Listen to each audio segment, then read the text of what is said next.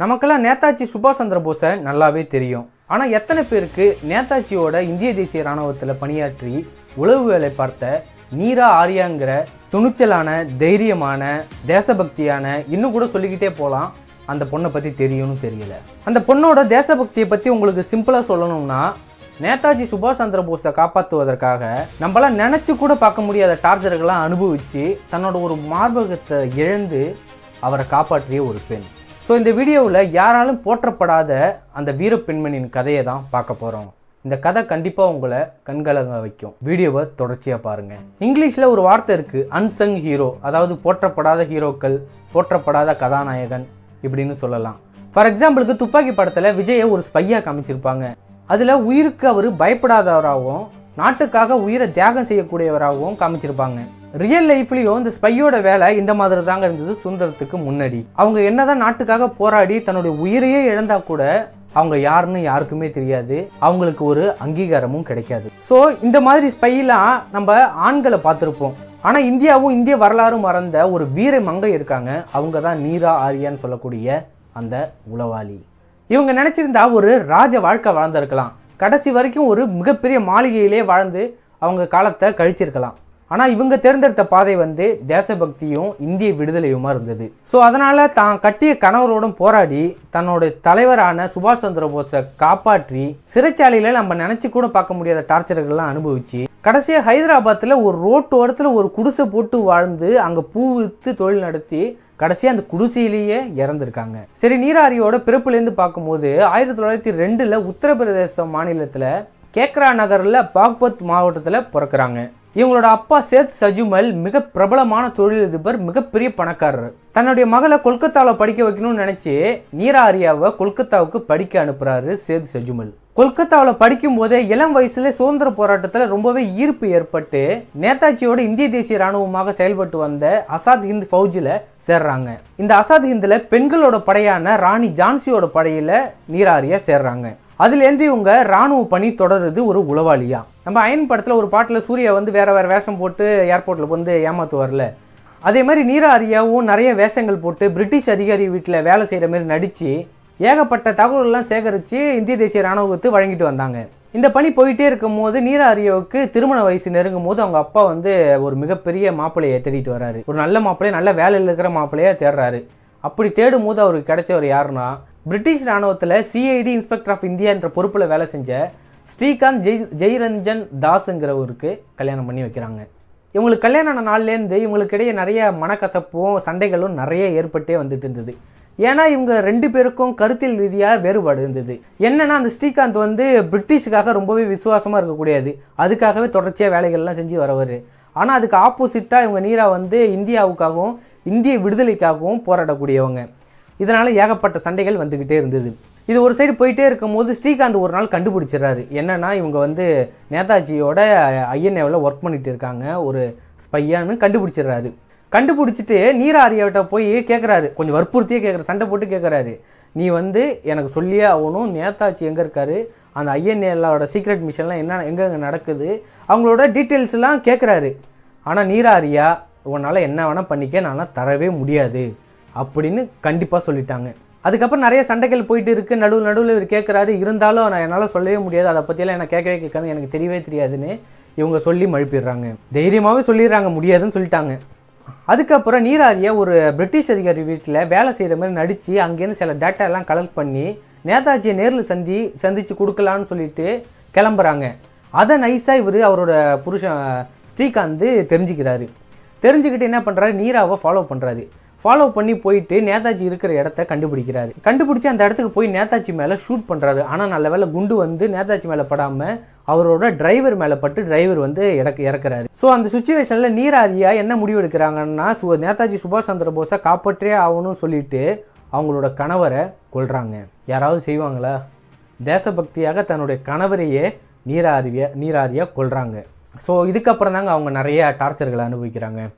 நீரா ஆரியா தன்னுடைய கணவரை கொன்ற குற்றத்துக்காக பிரிட்டிஷ் நீதிமன்றம் அவங்களுக்கு சிறை தண்டனை விதித்து அந்தமானில் இருக்கிற ஒரு கொடூரமான ஜெயிலில் போடுறாங்க. இதுக்கப்புறம் நீரா ஆரியா அவங்க அனுபவித்த டார்ச்சரை அவங்க வாயால் சொன்ன விஷயத்தையே நான் சொல்கிறேன். ஃபஸ்ட்டு நாளே ஒரு குட்டியான அறையில் அவங்கள போட்டிருக்காங்க. போட்டுட்டு அன்றைக்கி மிட் நைட்டில் 2 போலீஸ்காரங்க வந்து ஒரு போர்வையை எடுத்து மூஞ்சிலே தூக்கி எறிகிறாங்க அவங்க மேலே, நீராரியா மேலே. அந்த போர்வை ரொம்பவே நாத்தம் அடித்ததாக அவங்க சொல்கிறாங்க. ரொம்பவே அந்த போர்வை கஷ்டமாக இருந்தது அப்படின்னு சொல்கிறாங்க. இருந்தாலும் குளிருக்கு ஏதோ போர்வை கிடைக்கிது அப்படின்னு ஒரு சைடு திருப்தியாக இருக்கேன் அப்படின்னு சொல்கிறாங்க. அதே சமயம் அவங்க கை அந்த கழுத்து இந்த கால்லெல்லாம் ஃபுல்லாக சங்கிலியை போட்டு நிறைய படுக்க முடியாத அளவுக்கு கட்டி வச்சுருக்காங்க. அது ரொம்பவே எனக்கு வருத்தத்தை அளிச்சதுன்னு அவங்க சொல்கிறாங்க. சரி, இதோட முடிஞ்சிருமான்னு நினச்சா இதுக்கப்புறம் தான் அவங்களுக்கு கஷ்டத்தை கொடுக்குற நேரம் வருது. அடுத்த நாள் காலையில் எழுந்திரிக்கிறாங்க. ஜெயிலர் உள்ளே வராரு. ஒரு கொல்லனை கூப்பிட்டு வர்றாரு. கொல்லனா அந்த இரும்பு பட்டறையில் வேலை செய்வானா அவனை கையோட ஜெயிலர் கூப்பிட்டு வந்து என்ன பண்ணுறாங்கன்னா, நீராரியா கழுத்துலலாம் மாட்டியிருக்காங்கள அந்த செயினை ஒரு ரம்பத்தை வச்சு கையில் ஃபஸ்ட்டு அறுக்க சொல்கிறாங்க. அந்த செயினை அறுக்கும் போது சரியான வலி ஏற்படும்ல. அறுக்கும் போது அவங்க கையில் இருக்கிற சதைகள்லாம் கொஞ்சம் கொஞ்சமாக பிச்சு சதையெல்லாம் அறுக்கப்படுது. அது ரொம்பவே எனக்கு வலியை கொடுத்துது. இருந்தாலும் அதை நான் ரொம்பவே சகிச்சுக்கிட்டேன்.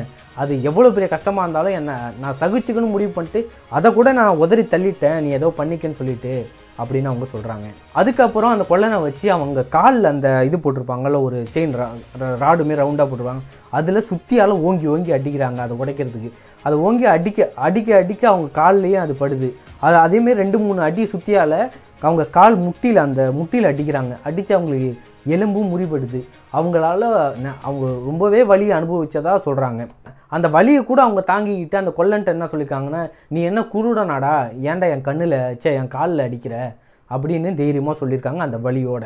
இதெல்லாம் பார்த்துட்டு இருந்த ஜெயிலரு வேகமாக கிட்டக்க வந்து, ஏய் உன்னால் இப்போ நேதாஜி இருக்கிற இடத்த சொல்ல முடியுமா முடியாதா அப்படின்னு வந்து கேட்குறாங்க. உடனே நீராரியா எனக்கு தெரியாதுங்க, அவர் எங்கே இருக்காங்களா எனக்கு தெரியாது, அவர் விமான விபத்தில் இறந்துட்டதா சொல்கிறாங்க அப்படின்னு சொல்லி முடிக்கிறாங்க. இல்லை, இந்த விஷயம் எல்லாருக்கும் தெரியும், உனக்கு கண்டிப்பாக அவர் இருக்கிற இடம் தெரியும், நீ பொய் சொல்கிற, ஒழுங்குமுறையாத சொல்லு அப்படின்னு ஜெயிலர் கேட்குறாரு. இல்லை, எனக்கு தெரியவே தெரியாதுன்னு அவங்க சொல்லிட்டாங்க. உடனே ஜெயிலர் ரொம்பவே கோவப்பட்டு கடைசியாக கேட்குறேன், ஒழுங்குமரியாதை சொல்ல முடியுமா முடியாதா அப்படின்னு கேட்குறாங்க. உடனே நீராரியாவுக்கு சரியான கோவம் வந்து, எனக்கு தெரியாதுடா, அவர் என்னோட இதயத்தில் இருக்கார்ரா அப்படின்னு கத்தி சொல்கிறாங்க. உன்னோட இதயத்தில் இருக்காங்களா, அதை இப்போ நான் அகற்றுறேன் அப்படின்னு சொல்லிட்டு ஜெயிலரு அந்த கொல்லனை பார்த்து இப்படி வான்னு கையை காட்டினதா நீராரியா சொல்லியிருக்காங்க. அதுக்கப்புறம் என்ன நடந்ததுன்னா, நம்மளாம் நினச்சி கூட பார்க்க முடியாத அளவுக்கு அந்த கொல்லனை விட்டு அவங்களோட ஒரு மார்பகத்தை அறுத்துருக்காங்க. அவங்க அதை எப்படி சொல்கிறாங்கன்னா, அவங்க அறுக்கும் போது என்னோட வலி பல எல்லைகளை தாண்டி போய்கிட்டே இருந்தது அப்படின்னு அழுகையோடு அவங்க சொல்லி முடிக்கிறாங்க. இந்த அளவுக்கு ஒரு தேசபக்தியான பெண் பல வழிகளை அனுபவித்து நேதாஜி பற்றியும் இந்திய தேசிய இராணுவத்தை பற்றி எதுவுமே சொல்லாமல் வெளில வந்தாங்கன்னா அதுக்கப்புறம் சுதந்திரம் கிடைச்சப்ப அந்த ஜெயிலில் இருந்த போராளிகள்லாம் வெளில விட்டாங்கல்ல, அவங்களோட சேர்ந்து இவங்களும் வெளில வந்தாங்க. ஸோ பல கஷ்டங்களை அனுபவித்து கூட இவங்க தேசத்துக்காக நம்ம போராடணும், தேசத்துக்காக உயிரை கொடுத்தாலும் பரவாயில்ல, எதையுமே சொல்லக்கூடாதுன்னு எல்லாத்தையும் அனுபவிச்சுட்டு சகிச்சுக்கிட்டு இருந்திருக்காங்க பாருங்கள். ஆனால் இப்போலாம் சும்மா ஒரு மேட்டு உனக்கு ஒரு 5 லட்சம் தரேன் அப்படின்னு சொன்னால் என்ன பண்ணுவாங்க, என்ன வேணால் செய்வாங்க. அந்தமாரி ஆட்களும் இருக்காங்க, ஆனால் தேசபக்தியான ஆட்களும் இருக்காங்க. நான் என்ன சொல்கிறேன்னா, நம்மளும் ரொம்ப தேசபக்தியோட தேச உணர்வோடு இருக்கிறது ரொம்பவே நல்ல விஷயந்தான். அது வந்து ஒரு கட்சி சார்ந்ததோ ஒரு கட்சி சம்மந்தப்பட்டதோ அப்படிலாம் கிடையாது. தேச உணர்வுங்கிறது நம்மளோட நிலம், நம்மளோட இதை நம்ம தான் ஒரு மதிக்கணும். ஏன்னா நம்ம வேற ஒருத்தன் வந்து இங்கே வந்தான்னா என்ன பண்ணுவான்னு உங்களுக்கு தெரிஞ்சிருக்கும். ஒரு 50 வருஷத்துக்கு முன்னாடி போயிருந்தால் என்னென்னலாம் கஷ்டத்தை அனுபவிச்சாங்கன்னு உங்களுக்கு தெரிஞ்சிருக்கும். ஸோ நம்ம நாடு நம்ம நிலம், ஸோ இந்தியா மேலே ஒரு நல்ல அன்பு கொண்டு இருக்கணும். ஸோ சுதந்திரம் கிடைச்சி இவங்க வெளில வரும்போது இவங்க கூட யார் இருந்ததா சொல்லப்படுதுன்னா, சரஸ்வதி ராஜாமணின்னு சொல்லிட்டு அவங்களும் ஒரு பெண் உளவாளியாம். அவங்களும் இவங்க கூட நிறைய கொடுமைகள் அனுபவிச்சதா சொல்கிறாங்க. இவங்க 2 பேரும் தான் முதல் இந்திய பெண் உளவாளி ஸ்பைன்னு சொல்கிறாங்க. சரி, இதுக்கப்புறம் நீராரியா வெளில வராங்க. வெளில வந்து என்ன பண்ணுறாங்கன்னா, ஹைதராபாத்தில் ஒரு ஓரத்தில் ரோடு, அதுக்கு ஒரு காடாக இருந்திருக்கு, அந்த காட்டில் வந்து குடிசை போட்டிருக்காங்க. அதுக்கப்புறம் அது சிட்டியாக வளர்கிற வரைக்கும் அங்கேயே தான் இருந்திருக்காங்க பல வருஷம். அந்த குடிசை போட்டு அங்கேயே பூ விற்று கடைசி வரைக்கும் வாழ்ந்து அந்த குடிசையிலேயே கடைசியில் இறந்தும் போயிடுறாங்க. எப்போனா 1998 நினைக்கிறேன், 98 இறக்குறாங்க. கிட்டத்தட்ட 1902 பிறந்து 1998 இறக்குறாங்க. எத்தனை வருஷம் வாழ்ந்துருக்காங்க பாருங்கள். சரி, உங்களுக்கு தெரிஞ்ச போற்றப்படாத இந்த மாதிரி ஹீரோக்கள்லாம் இருந்திருப்பாங்கள்ல, அவங்கள பற்றி என்னோட கமெண்ட் செக்ஷனில் சொல்லுங்கள். அடுத்து ஒரு வீடியோவாக நான் போடுறேன், அது நிறைய பேருக்கு யூஸ்ஃபுல்லாக இருக்கும். ஸோ அடுத்து இந்த மாதிரி ஒரு சூப்பரான வீடியோவில் சந்திக்கிறேன். அண்டில் தென், பாய் ஃப்ரம் சக்தி. குக்கு எஃப்எம்ல 10,000க்கும் மேற்பட்ட தமிழ் ஆடியோ புத்தகங்கள் இருக்குங்க. அந்த புத்தகத்திலேருந்து தான் நான் அந்த நீர ஆரியா பல பேரை பற்றிலாம் படிச்சுட்டு வரேன். உங்களுக்கு யூஸ்ஃபுல்லாக இருந்தால் கீழே ரெஃபரல் கோடு கொடுத்துருக்கேன், அதை போட்டிங்கன்னா 50% டிஸ்கவுண்ட் கிடைக்கும். பிடிச்சிருந்தா லிங்கை கிளிக் பண்ணி டவுன்லோட் பண்ணி யூஸ் பண்ணி பாருங்கள்.